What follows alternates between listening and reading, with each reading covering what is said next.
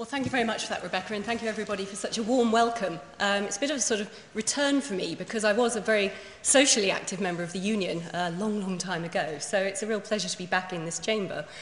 It's also a bit of an anniversary for me as well because I've just remembered the date, the 28th of January, which means that it's actually the 20th anniversary of my first day working for MI5. I have to point out I was a sort of infant prodigy. I was only like 14 when I joined, so... But so it's a bit of a sort of funny date to be doing this talk. So tonight I've got the luxury of quite a long time, I think, to discuss what it's like to be a spy, but then to sort of move on to some of the bigger political pictures, because of course spies keep cropping up in the news these days. Can I just ask, is anyone brave enough to put their hand up if I say, do any of you want to be spooks? Are you bitten by the intelligence bug? A few, good. Well, I'm not here just to diss them, although I do have a couple of negative things to say, but I think it is important to try and place them within a context, a political and an ethical context, and I hope to be able to do that a bit tonight as well. But yes, just to start off with a bit of the background, what it's like to be there, and also what it's like to leave and blow the whistle, which is what I ended up doing. I was recruited way back in 1990. I didn't actually want to be a spy, strangely enough. I wanted to be a diplomat. Quite fancied the sort of swanning around foreign embassies, swilling champagne and things. But they had other plans. I had this letter in the post on Ministry of Defence notepaper saying, we may have other jobs for you that would interest you. And I don't know why, but my very first thought when I saw this letter was, oh my God, it's the spies. It's MI5. And it's a strange sort of gut instinct, but it was right. But of course, I didn't know it was the spies until I got to my very first meeting with them. And I was going to ignore the letter, but unfortunately, my father was in the room when I opened it, and he was an investigative journalist. So you can imagine there was a bit of pressure on me to just try and find out if, in fact, my instinct was right. So ever since then, I can always say that I just blame my father. It was his fault that I ended up being a spy and then a whistleblower. So it's always good to be able to blame the parents. Anyway, I was recruited in 1990, and that was a slightly strange year to be recruited because MI5 had been around, and so had MI6, which is the sort of James Bond intelligence gathering wing of British intelligence. And they'd been around for 80 years at that point. And for 80 years, those 80 years, they'd operated off the legal radar. They did not officially exist. So, for example, if an MP wanted to ask a question about some scandal involving spies or the expenditure of the spies or the work of the spies, they just weren't allowed to because we didn't talk about them in Britain. But there were a series of scandals in the 1980s, whistleblowing and criminal scandals. So, come 89, a piece of legislation was put in place called the Security Service Act, which covers MI5. Of course, MI5's official name is the UK Security Service, which they used to shorten down to UKSS. Some bright spark eventually twigged it didn't have very good historic connotations, but I think they've changed it since.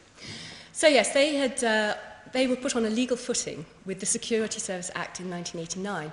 And this is sort of crucial to the story because, as I said, I hadn't been interested in being a spy. They had a really bad rep in the 80s for investigating left-wing activists and the miners' strike and things. But at that point they said, well, no, actually, we're portrayed badly in the press. We now have to follow the law because of this new Act of Parliament. And if we want to do something which would otherwise be illegal, for example, go and plant a bug in someone's house or eavesdrop on their telephone or open their post, as was in those days, then we have to get the prior written permission of our political master. And in that case, it's the Home Secretary.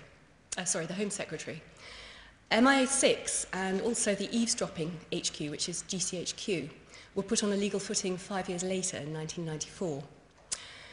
So during my recruitment, I was told, yes, of course, we're all above board now. We're very legal. You don't have to have any ethical qualms. And the recruitment process itself is a sort of foretaste of what it's like to be a spy. It's very long and drawn out, very, very intensive. You have the first interview where you're told it's MI5, actually goes on for like 3 or 4 hours, and they want to know everything about your life from the age of 12. I mean, political views, ethical views, religious views, education, everything. And it's at that point they do say, yes, actually, we are the spooks. And by the way, can you sign a notification of the Official Secrets Act? And from that point, you sort of withdraw a little from your old life because you're told, please, don't spread the word, you're being recruited by us. And you're allowed to tell your parents, perhaps, or your partner, perhaps your best friend, but beyond that, you're not supposed to say what's going on. So you have to withdraw a little bit. And the further you go down that process, the more withdrawn you have to become. Because as you work through the process, of course, you end up being vetted, so your security cleared. And for MI5, that's very hardcore vetting. So they want to talk to 4 of your friends, and then they want 4 of your friends to nominate 4 more each. So they have quite a clear view of you. And of course, at this point, the secrecy aspect goes out of the window. But you can't talk about what's going on yourself. So you end up withdrawing a little bit more and a little bit more from your social circle. And when you end up working there, it becomes much more acute, because once you've got your head around the idea that you're working for MI5, the first few weeks are very, very disconcerting, because you're suddenly dealing with all this strange information that's coming from telephone taps or from bugs in people's houses or from undercover agents who are operating within target organisations. Once you get over that sort of cognitive dissonance almost, what you're doing there and thinking, what the hell am I doing here? Then it becomes very easy to fall into a very sort of inward-looking environment where you can only talk freely and be yourself and talk about your work with your fellow spooks. So you become slightly more insulated and more insulated from your old life. But it has the potential, so this is where I don't want to put off potential intelligence officers, it does have the potential to be a very valid job, to be a job where you can make a difference and do some good and potentially protect lives. But the major problem culturally within MI5, and certainly MI6, is that they tend to become very inward-looking because of this social insularity. And they tend to become almost like self-perpetuating oligarchies, where dissent is not encouraged, where you're told to just follow orders. They're sort of quasi-military in that structure. And you end up with an environment where, because there's very little ventilation or oversight or criticism, if something begins to go wrong, it can go very wrong very quickly. And I think, for example, the recent scandals where we've seen MI5 and MI6 being investigated for involvement in torture of terrorist suspects is probably a product of that. Because certainly in the 1990s, they were completely against the use of torture. I mean, they'd seen what had happened in Northern Ireland with internment and enhanced interrogation of the IRA suspects. They knew it didn't work. It was counterproductive. But also for ethical reasons, they abhorred the use of torture. And yet now, it seems that they have become more involved in that. And I think that's down to the insularity of the culture. As I said, you get this sort of self-perpetuating oligarchy, almost a sort of groupthink. So what did I actually do when I was there? What do you do if you're an intelligence officer? That's the key question, of course. Most of the work you do is fairly desk-bound. You are employed to investigate target groups. So first of all, you have to identify those groups. Then you have a range of different techniques with which to investigate those groups. And I've touched on some of them. You obviously have human agents you can run into those organisations to report back. Or you can bug people's telephones, or intercept their email, or get the police to go undercover, as we've seen recently in all the news. And you get police reports coming in. So you have this whole range of different ways of gathering information and intelligence about your targets. And then when all this keeps piling in, you then have to wade through it and assess it, and then decide what sort of action to take. Be it stop the investigation because someone's not a threat, or perhaps put surveillance on them because they might be about to do something like plant a bomb, so you want 24-hour coverage, or even to go in and ask the police to arrest them because they take the executive action. So you have to identify the threats, investigate the threats, and then do the analysis and report back to government about what's been going on. Which all sounds good and a noble aim. However, as I said, things can go wrong, and this is where it comes to my personal experience of some of the subject areas that I worked on. And I can talk about it tonight. I'm not breaking the Official Secrets Act, because I have written about it and spoken about it in the past, so it's in the public domain officially.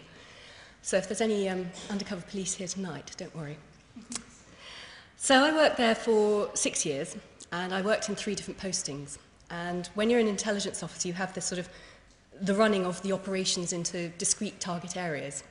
Now, when I'd been recruited, I was told that they no longer looked at political targets, because up until the 1980s, one of their primary areas of work had been counter-subversion, which is investigating so-called subversive political groups. In this case, they were looking at things like an old entryist part of the Labour Party, militant tendency, and a whole range of little left-wing extremist groups, most notably the Socialist Workers' Party, and that was my area. I was in that section for a couple of years, and I would say at that point the threat was being toned down. We managed to close down most of the investigation. But crucially, that's the section I was in when I met my ex-partner and ex-whistleblower partner, David Shaler. And we were there in 1992, which was in the run-up to a general election. And in those days, when anyone stood for Parliament as a prospective MP, they had their names cross-checked against MI5's records. And if they had a file, that file was pulled up, and that file was reviewed, and a report was sent in from MI5 to the head of the relevant political party to see if someone would be a threat if they were elected, or a threat if they, God forbid, got into government. So we saw a whole range of very interesting files historically. And of course, at that time, the New Labour project was just a twinkle in Tony Blair's eye. But many, many people, in fact, the vast majority of people who became part of his government in the 1990s and the last decade had MI5 files. And it can be for the most ridiculous ideas, things like someone had sort of written a letter to the Communist Party HQ or something like that, but obviously they were deemed to be dangerous subversives. But I raise this because I think it's a problem in a democracy where you have people in government, in the cabinet, people who are actually the political masters of the spies, but they know that they have files held on them by the spies, and they don't know what is on that file. They're not allowed to see that intelligence. So I think it makes it very easy for a degree of influence to be brought to bear on people in that situation in government. It's very much a problem for our democracy where we have a sort of tail wagging the dog situation. Anyway, so I was in that section for a couple of years, and then I worked in the counter-Irish terrorism section and then counter-international terrorism section. The Irish section at that time was called T Branch. I won't dwell too long on that, but there were a series of mistakes that went ahead where bombs that were put down by the IRA on the UK mainland could and should have been prevented. And there were procedural cock-ups, there were mistakes made, and the bombs went ahead. And in one case, I don't know how many of you have heard of a big bombing in 1993 in Bishopsgate in the city, which was the biggest attack on UK soil at that time, and caused about £350 million worth of insurance payouts, and many people were injured and one person lost their life. And this could have been prevented. The guy who perpetrated the attack should have been arrested 6 months earlier, but there was a mistake in the surveillance and a mistake in the command chain. And there was another case as well where some bombs went off in the northeast of England, which could and should have been prevented. And in this case, the desk officer, the intelligence officer on the operation, was David Shaler, my ex-partner. And he wrote a full report saying, look, there were these problems, procedural issues, it could have been prevented. And this report went out to the cabinet, went out to the government. And when the report was actually sent out, it had been bowdlerised so that all mention of any mistake was taken out. So effectively, MI5 was sort of lying to its political masters. It didn't declare it had made all these mistakes. So it was covering it up. And when David went to challenge this, he was just told to shut up by his senior managers. Don't rock the boat, just shh. So our politicians might think they know what goes on with spy agencies, but they are only told what the spies want them to know. But to move on, for the last couple of years, we worked in G Branch, which is the international terrorism section. That's probably the hot branch now, of course. And it was there that we saw a couple of the really serious issues, including the case that made us quit, the case that made us decide to blow the whistle and go public. The first of those was an attack in London in 1994, where a car bomb was driven up and planted outside the Israeli embassy, and it exploded. Now, fortunately, nobody was seriously injured or killed, but it was a very sophisticated, very major device. And there was a massive investigation, obviously. 2 people were arrested, tried, and convicted of conspiracy to cause that attack, not for actually causing it, because they had cast-iron alibis. These 2 people were 2 Palestinian students who were studying engineering in London. And they were sentenced to 20 years in prison each for conspiracy to cause that explosion.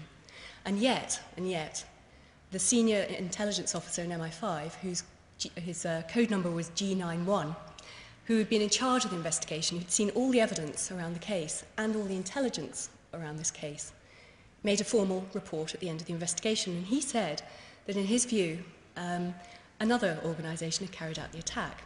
In fact, he blamed Mossad, the Israeli intelligence agency.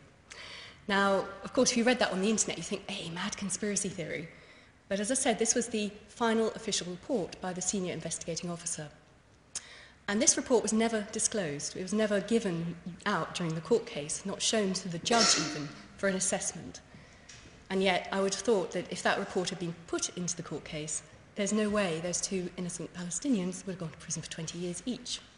I have heard, I think, one has since just about been released, but they have served years and years in prison for a crime they didn't commit. But the case that made us quit and ended up with me helping to blow the whistle and going on the run around Europe and having to live in exile for years was something that became known as the Gaddafi plot. And this is in the bad old days of the 1990s, where Colonel Gaddafi was seen as the head of a rogue state, where he had an appalling track record of funding terrorist activity around the planet. He'd been a major funder of the Provisional IRA and had also supported Abu Nidal and many, many other Palestinian groups. And there was a bit of history, obviously, between Gaddafi and the West. There had been a sort of escalation of terror throughout the 80s, starting with the shooting of WPC Yvonne Fletcher from the Libyan embassy in London. And then there had been a bombing of a disco in Berlin, I think it was called La Belle Discothèque, in 1986, which was, it was actually used a lot by US servicemen. So the US were targeted there. And then, of course, we had the bombing of Tripoli, where Colonel Gaddafi's adopted 2-year-old daughter was killed, as well as many other innocent civilians, which was carried out by the Americans, and the planes that carried this out took off from the UK. And in retaliation, then, of course, we had the Lockerbie attack, where Pan Am 103 was blown out of the skies over the town of Lockerbie in 1988. And that was targeting, again, American servicemen flying home from Germany to America. So in this background, we have a situation where MI6 gets involved in supporting and funding a terrorist attack in Libya. And this happened in 1996. The planning started in 1995, where a Libyan military intelligence officer, who was codenamed Tunworth by MI6, walked into the British embassy in Tunis and asked to see the resident spy. It's always very handy that MI6 officers tend to work in embassies, because then it's very easy to find them. Anyway, he said that he had a cunning plan where he had this group, and he described them as a group of ragtag Islamic extremists already in place in Libya, and they wanted to try and effect a coup and assassinate Gaddafi and replace him as the government. Now, with very few checks, MI6 took this man to their hearts. They basically started giving him lots of money in order to support the coup effort so he could buy the equipment to carry it out. And I think over a period of about 6 months, they fed him in the region of $40,000 on 3 or 4 separate occasions. They were shoveling a lot of money at this group. Now, of course, the terminology and the spies at the time was Islamic extremist terrorism, but of course everybody knows that sort of grouping now as Al-Qaeda. But at this time, MI6 is supporting such a group to carry out an illegal assassination attempt against a foreign head of state. And yet at the very same time, MI5 was just getting up to speed with this new potential terrorist threat. So they'd set up a section called G9C in the same year to try and investigate Al-Qaeda or Islamic extremist terrorism. So again, you know, the left hand doesn't really know what the right hand's doing. Anyway, David Shayler was the head of the Libyan section in MI5 at the time and was officially briefed about this plot as it unfolded over those months. And he thought initially, oh, it's just boys' own stuff. You know, the intelligence agencies are always trying to be James Bond and they never really get anything done. But then some reports started coming in early 1996, which indicated that an attack had indeed happened. Gaddafi had been travelling back from a People's Congress back towards Tripoli in a cavalcade of cars, and an explosion had occurred underneath the wrong car. So, of course, Gaddafi's still very much alive, you know, the new best friend of our Western leaders. But innocent people died in the explosion, and innocent people died in the ensuing security shootout. And most crucially, MI6 had done this operation, had backed this operation illegally under UK law. As I mentioned before, they were put on a legal footing for the first time in 1994. And under that act, the Intelligence Services Act, they can indeed commit crimes abroad with immunity from prosecution in Britain, even up to and including conspiracy to murder. So this is the fabled license to kill. It does exist, it's not fiction. And under this, they can do up to and including murder abroad, provided they get the prior written authorization from their political master, in this case, the Foreign Secretary. Now, they didn't get it for this assassination attempt. So we are looking at a plot that is the results in the deaths of innocent people. It's a heinous crime, it's utterly reckless in a very volatile part of the world, and it's illegal under British law. So at that point, we left and we resigned and specifically took steps to go public about this crime. That was the case that made us quit. Now, of course, in our country, we have this wonderful piece of law called the 1989 Official Secrets Act, which everyone signs when they become a spy. And it means that you can't say anything ever to anybody about your work. Even if you want to report crime on the part of the spies, you're not allowed to go to anyone apart from the head of your service. And you can imagine how far a complaint like that would get. Even if you go to your MP, that's still technically a crime, although I think it would be an interesting one to test. So we knew that we were risking this. We knew we were risking arrest and imprisonment for blowing the whistle. So we fled the country. We went to the newspapers and then we fled the country. And the story broke in 1997. And at that time, it was a huge story, both in the UK and internationally. And we ended up literally on the run around Europe, trying to stay one step ahead of the spies. And during that time as well, immediately afterwards, the government took out an injunction to gag the whistleblowing against the whole media and against the whistleblower. And we sort of knew they would, and it was part of the strategy that we developed to try and get as much support and drive for an inquiry into these sort of crimes before we'd actually gone public. And we were sort of running around France trying to stay one step ahead of the police and the spies, and heard about the injunction and thought, well, this is pretty good because at least the media now is going to push for an inquiry. This is great. And went to bed quite happy one night in 1997. I woke up the next morning to find ourselves rather abruptly bumped out of the news, probably by the biggest story of the decade. So unfortunately, the whistleblowing had pretty much coincided with the death of Princess Diana in Paris, and there was no real comeback from that in the media. So we sort of found ourselves a bit lost in Europe, not quite knowing what to do. Anyway, we ended up holing up in a farmhouse for a few months. We lived in hiding, undercover, not using cash machines, not having a car, just being really, really careful about anyone knowing where we lived. And in that time, we were pushing to get more coverage and an inquiry into things like the Gaddafi plot and the Israeli embassy bombing. And the government kept refusing, kept pushing back, saying, we're not going to comment about this, we're not going to discuss it. And eventually, the information we threatened to put out on the very young internet, the sort of nascent internet. And at that point, after about 10 months in hiding, the government moved, and they arrested Shaler, threw him in prison in Paris, and tried to extradite him. Now, in those days, you couldn't be extradited quite as easily as you can be nowadays. I don't know how many of you know that there's a very one-sided extradition act in place between us and the US, where if they want to arrest one of us, they don't even need to present any sort of evidence to get us over to that country to be prosecuted, which is one of the issues that I think hacker Gary McKinnon is now facing, and Julian Assange of WikiLeaks potentially could be facing. So it's much easier now to be extradited. In those days, it was relatively easy to stay safe. If you blow the whistle, you are doing a political act, and the French do not extradite people for political actions. So eventually, he was released, and we had another couple of years in France just trying to push for an inquiry. The government, though, the governments to this day, have managed to avoid ever having an inquiry into the Gaddafi plot. They've never even taken the evidence about it. They managed to sort of spin their way out of a proper inquiry, despite the fact that the plot was stood up by a special panorama investigation and by people from the US intelligence community and the French intelligence community who were aware of the plot. The government just managed to blank it out, pretty much.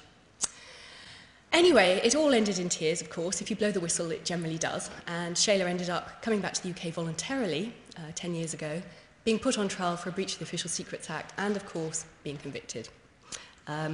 It was a very strange secrecy trial where he wasn't allowed to say anything in his defence, and he wasn't allowed to freely cross-examine his accusers from MI5, where, in fact, the prosecution was allowed to vet any questions he wanted to ask. And it was interesting as well that after the conviction, the judge, of course, makes a formal ruling, formal judgment at the end of the case. And he said, I accept that what was done was in the public interest. I accept that there was no financial motivation for what happened. And I accept that no agent lives were ever put at risk. And I was sitting in the courtroom, watching the journalists write it all down. And I thought, well, at least, some of the truth will have come out. So it was a bit of a shock to me when I opened up the newspapers the next day and all the headlines said precisely the opposite. Something like Shayla sells agent lives down the river for money. And I was like, hang on, I was in the same room as these guys. Is it just they've got crap shorthand or what? And it's just a sense of living through a sort of alternative reality where the media can be so completely spun like that, that they say the opposite of what is in a formal court paper. It's very strange to actually live through that. Anyway, it sort of all ended in tears, really. A bit of a sad story. But it was interesting to live through those years because out of all of that, it was very strange to see the degree of control that the spies can have over the media with the way they spin things and plant stories, and I'll go into that a little bit later. But also how we can't necessarily rely on the notion of a fair trial, a fair judiciary. Sometimes they can, especially in intelligence cases, steer around those sort of notions. And again, I'll get back to that a little bit. But also as well, I'd just like to plant in your minds the idea that intelligence agencies do indeed get involved in dirty tricks. Not just the Brits and not just Mossad, all intelligence agencies do.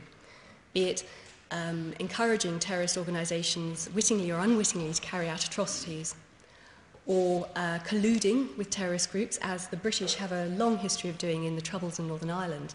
This is perfectly standard technique. It's a weapon in their armoury.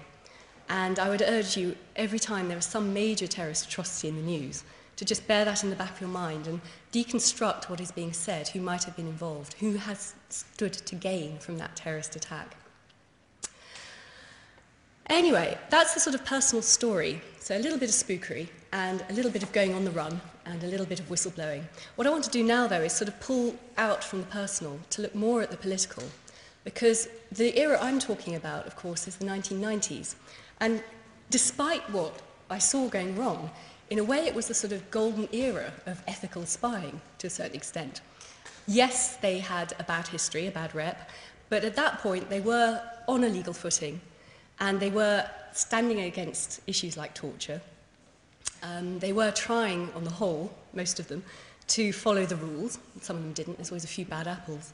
But I think now, in the post-9/11 world, where we're seeing this sort of hysterical overreaction about terrorism, where we're seeing this sort of exponential growth of both state and corporate intelligence, and where we're seeing the sort of wholesale erosion of our traditional freedoms and our civil liberties across the West, I think it's interesting to sort of pull back a bit from the personal to the political and have a look at what's really going on, using that sort of experience I've had. A lot of people, I think, are very uncomfortable, particularly in America, I know, with the shredding of their constitution. We don't even have a constitution, a written constitution to shred in this country, so it's slightly more difficult for us. But with things like the Patriot Act, they have lost a lot of their rights and freedoms already. We have also lost a huge number of traditional freedoms in this country. And if we're not careful, and I think people are waking up, if we're not careful and we let too many go, we will end up waking up in some sort of police control state. And I think from my personal experience, it's not something I'd recommend, the idea of living under surveillance at all times. During the whistleblowing years, the idea of not being able to have a private conversation in your own flat because it might be bugged. You don't know, but it probably is. Where, for example, you don't know if you can talk privately on your telephone because, again, that might be bugged. It probably is. And certainly as well, there are cases where some of my old friends, one or two, were turned by the spies. They were persuaded or forced to report back on what we were doing as whistleblowers. So that sort of sense is almost like Stasi-like, under the old East German regime, where they reckon, about a quarter of the population were working as informants to the Stasi police. Just that sense of lack of privacy, because you are deemed to be a threat by the state, is quite a strange one personally to live through. And I just want to sort of have a little look at where we are in terms of sliding towards that potential dystopic future. I think a lot of people get angry now, or have certainly over the last decade, over a whole range of issues. The loss of freedoms and, environment issues and climate change issues and, big corporations. And they throw around a lot of phrases like, police state or fascist or pigs or whatever. But I think that's really just the tactic that is used by our intelligence infrastructure, And when I say that, I don't just mean the spies, I mean all the secret police and the corporate mercenary intelligence agencies and things like that. And we're sort of I think that that's the tactic, but the mentality that we're looking at, if you look at other totalitarian regimes, that is the word. It's the totality of control of a population, not just the policing, but actually, and not just what you do, which is the policing aspect, but as a citizenry, what you think, what information you're allowed to ingest, how your political system runs. Is it fair? Is it open? And I just want to look, I think there are a number of issues that we need to address in assessing how to guard and protect our old democratic rights. So we need to look at how the political system is working, if it is working, the judiciary, the media, the economic sphere, and then, of course, how we are managed as a citizenry, how we are policed. I would suggest that the political system is a bit of a mess, not only MI5 having files on a lot of our government ministers, but also the sort of strange approach they have to the troublemakers, the awkward squad, people like George Galloway or Damien Green. He's not notably an awkward squad person. He's now the immigration minister of the new government. But a couple of years ago, for example, he was encouraging whistleblowing from the Home Office because he wanted leaked information on immigration figures. I don't know how many of you remember his case, but he was arrested by the counter-terrorism police. He was hauled out of his office. His Westminster office was trapped. This is an MP. He was the shadow immigration minister at the time. And his home was ransacked in a counter-terrorism-style search. It was ripped apart, all for his encouraging whistleblowing for leaks from the Home Office. George Galloway, of course, has been deported from various other Western democracies because he might want to talk about issues like, peace or something subversive like that. One particular awkward squad person from the Netherlands is a rather unpleasant MP called Geert Wilders. He's quite powerful now. But he was invited by the House of Lords to come to the UK and do a talk and was banned from the UK a couple of years ago. So, if you want to rock the boat a bit, they can crack down on you. But, of course, if you're playing by the system, inside the system, then I think MPs do, on the whole, think they can get away with it. They are almost above the law, in a sense. And I think particularly we've seen that with the unfolding expenses scandal. I mean, I know a couple of MPs have now been convicted and probably facing time in prison. But those very MPs, when their case was first tabled in Horse-Free Magistrates Court, I think it was last year, they went down with their lawyers and they said they did not recognise the right of that court to try them. They only recognised trial by their peers, i.e. other MPs. This is on the record. So they, in a way, can think they are above the law. And, of course, some of them are, because, we've seen Tony Blair sliding around the questions at the Chilcot inquiry, not once but twice now. And yet all the evidence suggests, and many leading QCs, including Mike Mansfield, have gone on the record to say there is prima facie evidence that this guy took us into an illegal war. And based on prima facie evidence, he should at least be investigated and then potentially charged with waging illegal wars. And yet he continues to get away with it. And again, in the Netherlands, a similar position. Their former MP has got away with waging an international war, even though the Supreme Court in the Netherlands has said, yes, it was illegal. So they don't seem to be held to account. They seem to be able to get away with a whole range of different things. And yet, at the same time, they seem to be just rubber stampers as well, where, for example, in the case that took us into the Iraq War, we see them not being in full possession of the facts. Even the cabinet wasn't fully briefed about the case for war, but they still voted for it. I mean, I can't think of a more serious vote that a parliament can take than to take a country into a war. But they just went along with it. They didn't know any better. They were whipped into shape. And again, we see with the notional parliamentary committee, the Intelligence and Security Committee, which is supposed to hold the spies to account. It's always held up as the accountability of the spies. But in fact, they can only investigate finance, administration, and policy of the spies, not operational stuff. I've been lied to repeatedly by both senior policemen and by the spies over the last decade, and they don't really have an idea of what's going on. So on the one hand, there's, say, there's no evidence of involvement in torture. Then the evidence appears. Oh, well, we need to increase the time you can keep a terrorist suspect in a police cell because of all these threats that we've thwarted. This is the former head of the Metropolitan Police said this a couple of years ago and got caught out directly lying. He doubled the threat, perceived threat, and lied to the ISC. And it's only through a leak, a whistleblower, probably within MI6, that he was caught out and had to apologise for misleading the committee. So, they can get away with it. The judiciary, of course, I think we're already in a bit of a Kafkaesque nightmare in this country. Not all of us, but certainly select communities. If you're a young Muslim male, you're at far greater risk now. Over the last decade, you could have been interned on the say-so of junior intelligence officers using secret intelligence, not evidence which you're allowed to see.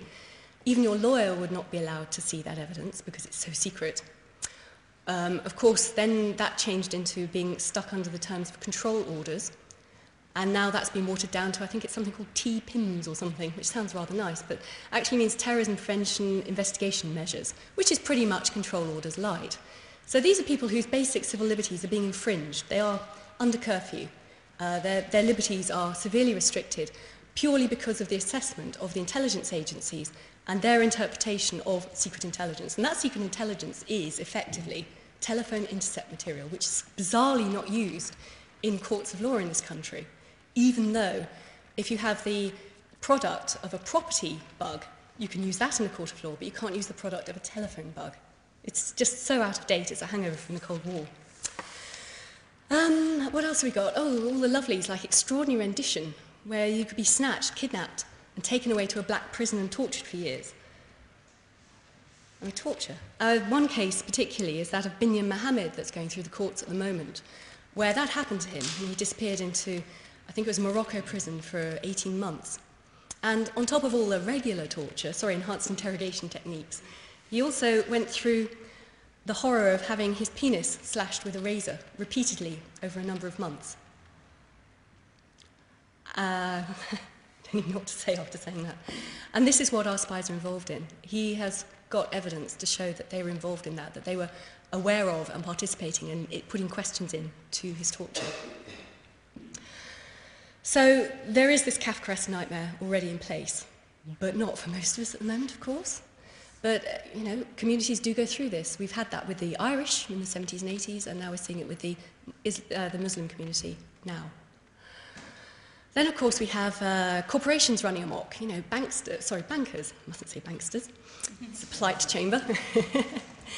You know, bankrupting countries and then getting billions, trillions of public funds and then still paying out huge bonuses and not being accountable and not submitting to regulation. Where we have lobbyists with enormous powers of persuasion. Well, the US is notorious now. I mean, any big corporation can buy a politician.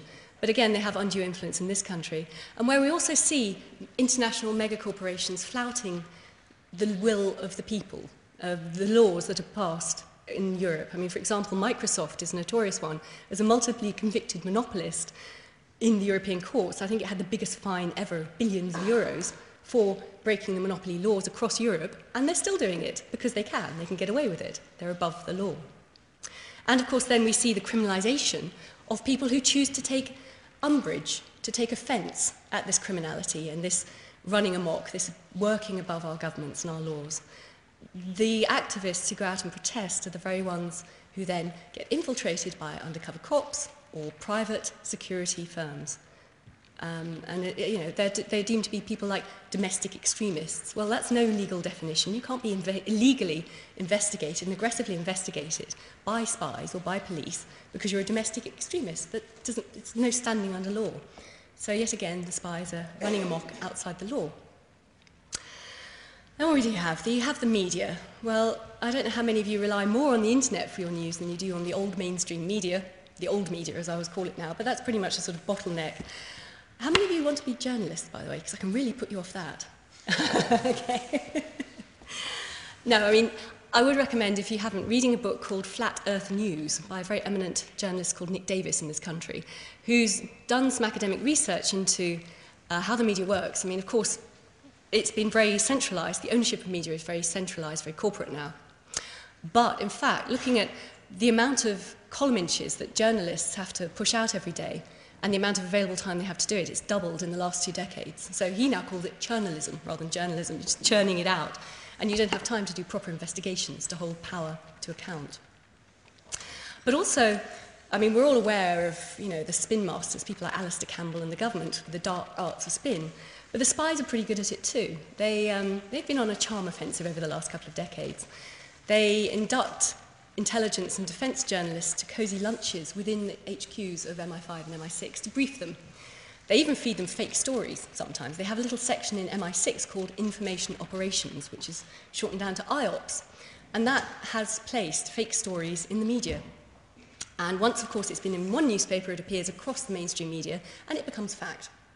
So there was a very notorious case, again in the 90s, where the son of Gaddafi, Saif al-Islam, wanted to come and study in the UK. And he was a bit of a party boy, and, you know, MI5 and MI6 thought at the time it might be a bit embarrassing to have the son of a rogue head of state living at large in London. So they wanted to create a little fake paper trail in the media. And they picked out a couple of tame journalists on the Sunday Telegraph, showed them some information, the journalists trotted off and duly wrote the story, and it appeared, according to this story, that Saif al-Islam was involved in laundering money, terrorist funds for Iran via Egypt. Now, it was completely fake. And when he sued, of course, there happened to be a tame whistleblower who could back it up. And when the whistleblower went forward and said, actually, you know, this is a load of lies, that's when MI6 and the government, the Sunday Telegraph, they are very similar, when they settled out of court for a rather large sum. The Sunday Telegraph was always known, jokingly, within spook circles as the in-house rag of MI6. They're very close connections. Used to be edited by a man whose brother-in-law was a very senior spook. Anyway, so that's the media. They also have a whole barrage of other laws to control the media. We have the what used to be called the D-Notice Committee, which is a voluntary organisation of senior spies and senior media types who get together and can slap a D-Notice on a story if it might cause embarrassment to the spies. That's self-censorship by senior media people. There's also, of course, the threat of libel laws. The UK is now the libel capital of the world, where people can come in and get huge payoffs, even if like one book that's been rude about them is published or sold in this country. Even counter-terrorism laws have been used against journalists to try and force those journalists to hand over their source information, where they get the information from. That's the sacred cow of journalism. And, of course, journalists, too, can be prosecuted under the Official Secrets Act. It's Section 5, and if their story from an intelligence agent causes damage, they can be prosecuted and sent to prison for 2 years. So there's quite a lot of control around mainstream journalism as well. And that leaves, really, the policing side of things. Now, I find this very interesting because I've been doing these talks now for a few years about the erosion of our civil liberties, both here in Europe and the States. And I have to say, the perspective from other Western countries is that the UK is appalling. It's a real police state in terms of the way its citizens are spied on. Now, I know, you know, we all wander around the streets and don't feel too under pressure most of the time, but if you look at some of the powers that have come in the last decade, it is quite draconian. Although, of course, this week there has been some good news as the government has rolled back some of the provisions to a certain extent. So I suppose people power can still make a difference. But we have the notorious Regulation of Investigatory Powers Act 2000, RIPA, it's always called, the Grim Reaper. And that is one of the laws that has been watered down a little. This was supposed to allow the spooks and the police to intercept our electronic communications. It was supposed to bring the old acts up to date for the internet age. But in fact, what it meant was that many, many public bodies, 800 public bodies in this country, could spy on us. They could use counter-terrorism style legislation to spy on their citizens. I don't know how many of you have followed the decline of RIPA this week, but this basically meant that if your local council, your borough council, wanted to spy on you to check that you actually lived in the address you said you did in order to send your kids to a decent school, they could and did spy on you. They would follow you around, they would look at your telephone records and things. They would use the full force of terrorism laws to try and do that. Now, there has been an outcry about this. There have been a couple of high-profile legal challenges to this. So this is one of the things that has been watered down and was passed this week. It basically means now I think it's more restricted to the spies. But, I mean, they can still do it if they have legal cause, all these local boroughs. CCTV is one thing that always I get asked about outside this country because the UK is notorious for having so many everywhere. I think the last count was 4.5 million publicly owned CCTV cameras. Oh, by the way, just as a little sideline, I wrote a book in 2005, which, of course, I had to submit to MI5 for clearance, otherwise I go to prison. And they insisted on taking some bits out, sensitive operational techniques. And I thought, well, OK, I'm going to publish this, but have the bits they want out blacked out so people can see I've been censored. And if you can never get your hands on one of the books now, because they're quite out of print.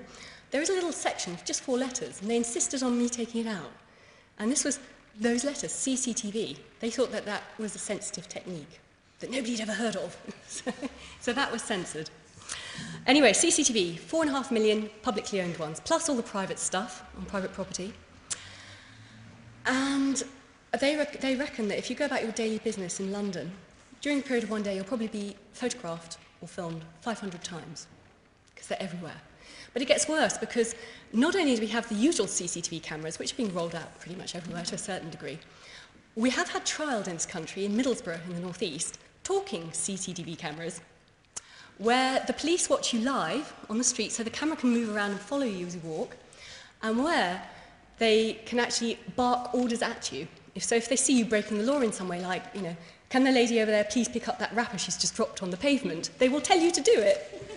Now, this was a trial, apparently, but I read recently that the government, of course, is trying to water down some of these provisions. So they told Middlesbrough County Council to get rid of these things. And they are fighting a really rearguard action to say, no, we need them to keep our streets safe. So it's an object lesson in you give a bit of power to the authorities, and it's very difficult to wrest it back. But it gets worse.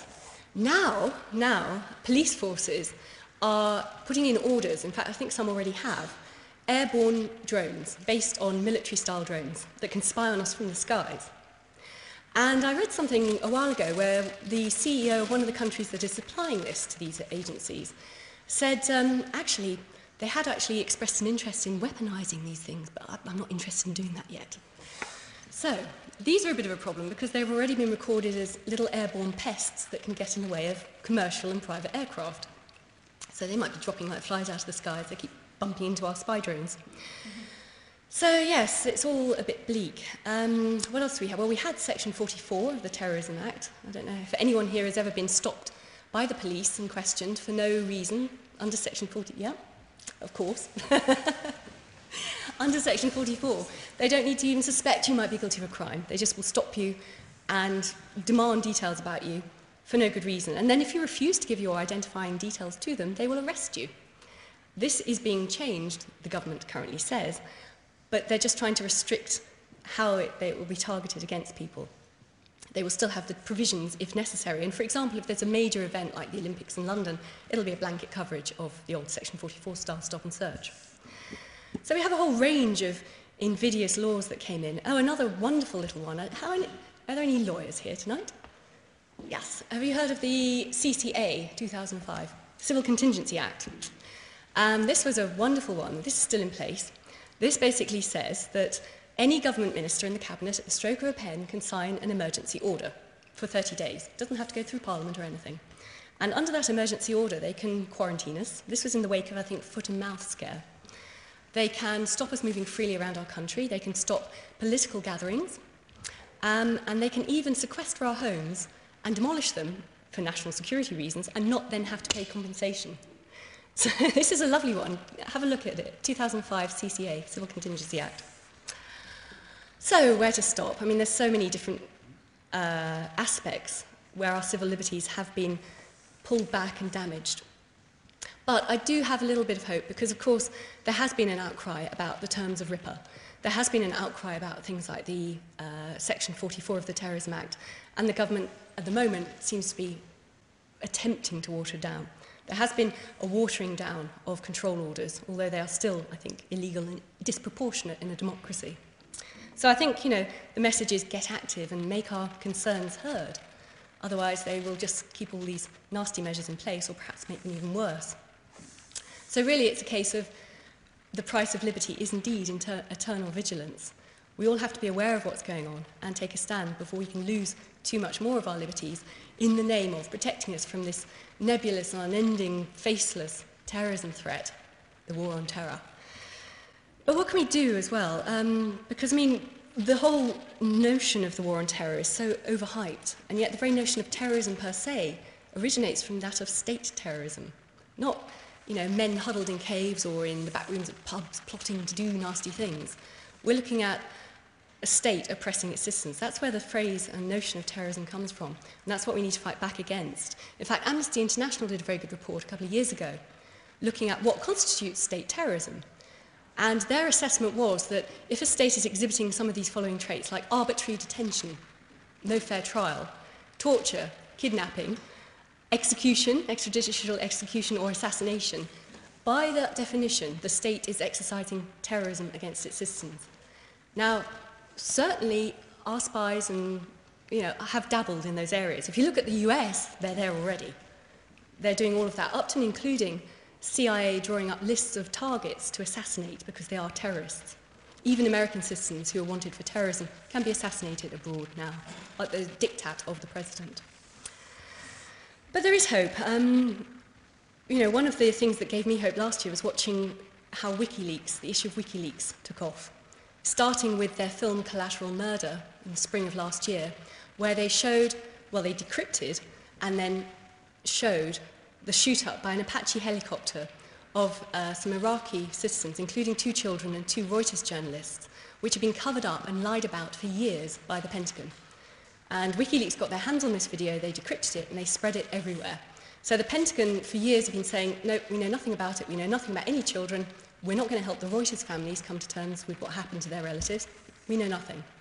And then a whistleblower leaks it, and it's put out by WikiLeaks. And I think hackers and geeks and the techno community, the hacktivist community, have so much to offer to our preservation of our liberties, our civil liberties, because as we move more and more into this sort of electronic police state, as we move into this sort of paranoid war on terror mentality, siege mentality, where we are having our information hoovered up on a daily basis, we can find ways around these sort of security bottlenecks just to protect our good old right to privacy, for example.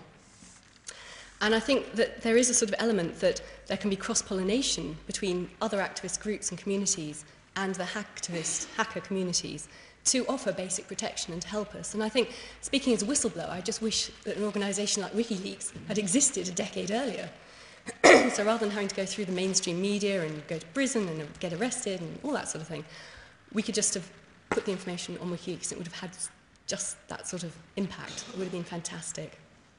So I think there is hope, but I would encourage all of you, please, deconstruct what you read in the mainstream media, get your information from other sources, get active as well, because it's apathy, it's passivity, it's not caring that allows those in authority to take more and more of our rights away. So I just want to finish, you'll be relieved to know, with a modern update on a very famous poem written by Martin Niemöller, Pastor Niemöller, who was a victim of the Nazis in the Second World War, died in a concentration camp, I think. And my modern update on this would be, first they came for the Irish, but I was not Irish, so I did not speak up. Then they came for the Muslims, but I was not Muslim, so I did not speak up. Then they came for the domestic extremists, but I was not an activist, so I did not speak up. When they came for me, there was nobody left to come speak up for me. Thank you very much.